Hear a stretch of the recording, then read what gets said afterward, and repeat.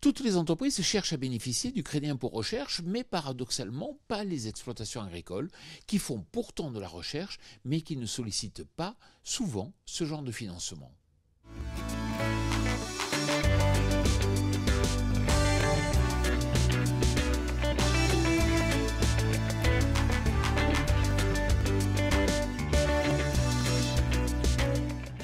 Cette semaine, je vous amène à la rencontre de Paul-Édouard Girard, consultant en financement de la transition agricole au sein de l'entreprise Layton.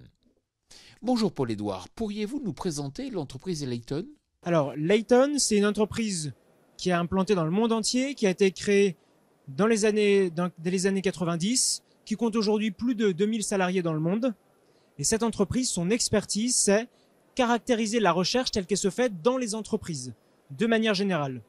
Et en particulier, la recherche telle qu'elle peut se faire dans des fermes qui sont aussi des entreprises. Les agriculteurs qui souhaitent réaliser une transition agroécologique peuvent-ils bénéficier de ces aides ? La transition agroécologique, c'est mettre en place des nouvelles pratiques qui dépendent du local avant tout.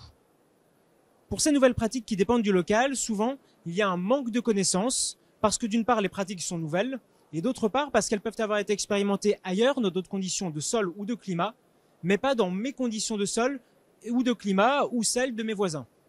Et en conséquence, face à ce manque de connaissances, les fermes peuvent décider de faire de la recherche, des expérimentations. Une ferme qui fait des expérimentations est susceptible de bénéficier d'aides de l'État, comme toute autre entreprise. Le crédit recherche, impôt recherche est un exemple, mais il y a aussi d'autres subventions, d'autres aides de l'État qui peuvent être délivrées par l'État ou par l'Union européenne ou par d'autres organismes pour les entreprises ayant une activité d'expérimentation. Quels sont les montants qu'il est possible d'obtenir ? Une entreprise agricole qui peut bénéficier du crédit impôt recherche, les montants obtenus dépendent fortement de l'activité, de la structure, de la comptabilité de l'entreprise. Ça peut s'élever à plusieurs milliers d'euros, ça peut être plus, ça peut être moins, suivant les circonstances.